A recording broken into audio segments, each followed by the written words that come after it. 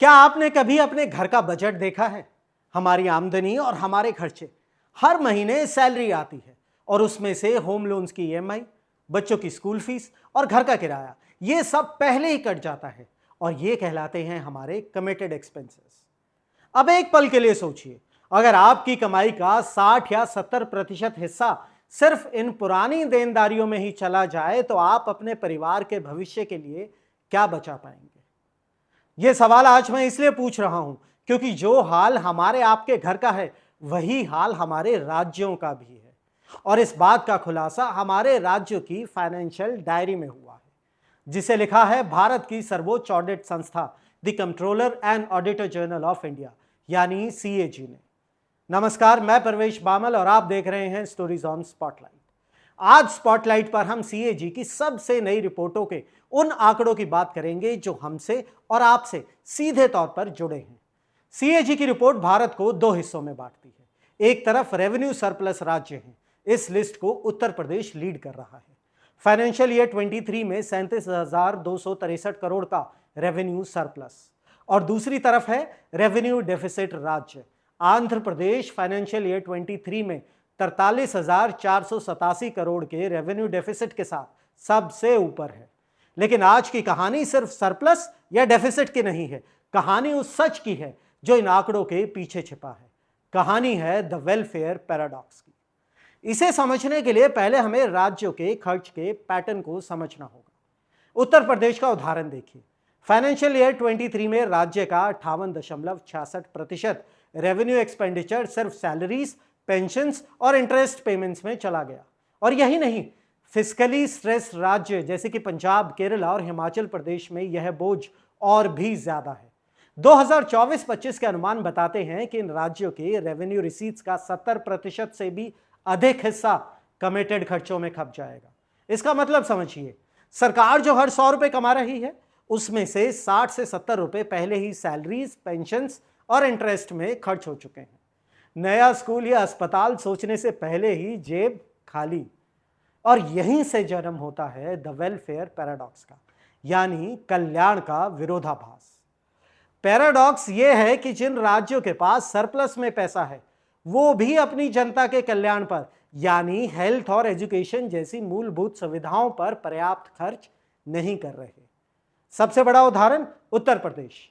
UP के पास देश में सबसे ज्यादा रेवेन्यू सरप्लस है, 37,263 करोड़ फाइनेंशियल ईयर 23 में। लेकिन अगर हम थोड़ा पीछे जाके देखते हैं तो सरकारी स्वास्थ्य खर्च सिर्फ 1.28% जीएसडीपी 2019-20 में यह आंकड़ा रहा है, जो नेशनल एवरेज से भी कम है। और स्क्रीन पर आप बाकी के आंकड़े भी देख सकते हैं। सीएजी की परफॉर्मेंस ऑडिट ने दिखाया है कि नेशनल हेल्थ मिशन के फंड कई जिलों में सालों तक पड़े रहे, जबकि ग्राउंड पर मैटरनिटी वार्ड्स और चाइल्ड हेल्थ यूनिट्स डेस्परेटली जरूरी थे।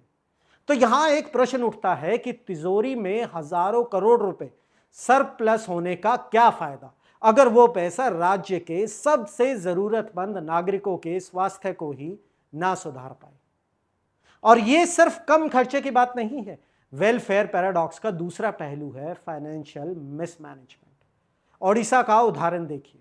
सीएजी रिपोर्ट बताती है कि उत्कल यूनिवर्सिटी में हायर एजुकेशन के लिए आए 24.18 करोड़ के रूसा फंड का गलत इस्तेमाल हुआ। जिस बिल्डिंग को एकेडमिक ब्लॉक होना था उसे एडमिनिस्ट्रेटिव ऑफिस बना दिया गया। लाखों रुपए के लैपटॉप सालों तक बेकार पड़े रहे या गायब हो गए।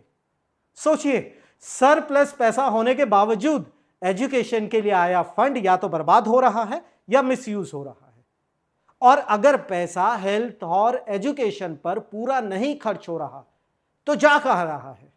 और इसका जवाब है कि एक बड़ा हिस्सा जा रहा है सब्सिडीज में।